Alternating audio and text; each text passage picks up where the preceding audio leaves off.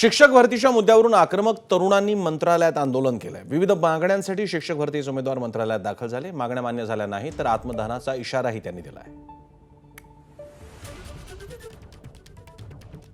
मत जाणून घ्या की मुद्दा काय आपण जर पाहिलं तर मनपाच्या जागा द्या, केडीएमसी मनपाच्या जागा द्या असे आंदोलनाच्या घोषणेत इतर जे ते जीआर वगैरे सगळे जे या ठिकाणी महिला असतील।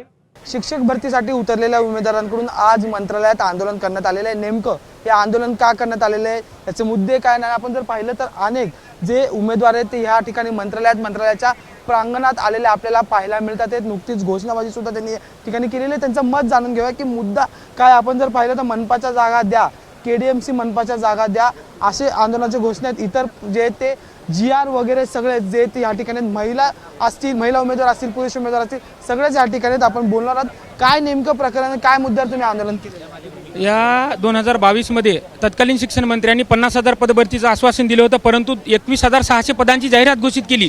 त्यामध्ये 10% पदकपात झाली होती।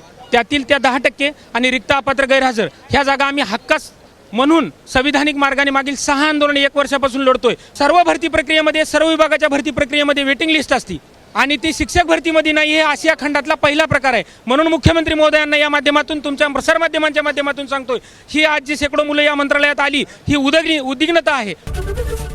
एबीपी माझा, उघडा डोळे बघा नीट।